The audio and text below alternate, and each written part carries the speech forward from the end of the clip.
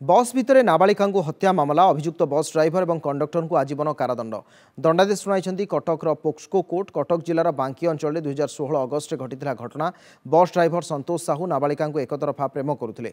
नाबालिका जनक एथिरे राजी नहेबारु कंडक्टर विभूति राउत सहित मिसी नाबालिका को हस्ताक्षर करने सहित बस रड साहाय्य नृशंस भाव में हत्या करथिले। मामलार विचार करी 44 जनकर साक्ष्य प्रमाण को आधार करी कोर्ट आज उभय को आजीवन कारादंड में दंडित करिसेंति।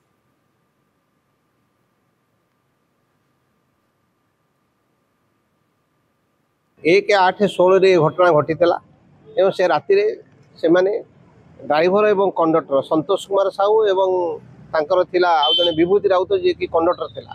ये दुई जन जाक ये ड्राइवर सहित ये झील को लव करता। झील जो न छाड़ा झीर बयस था 17 वर्ष माइनर थिला। तेणु आम स्पेशल जज पोस्को कोर्ट रे विचार चलता। विचार चला बेले प्रोसिक्यूशन तरफ 44 जन साक्षी देते एवं समस्त प्रमाण को आधार करी माननीय अदालत आज आजीवन कारादंड में दंडित कर।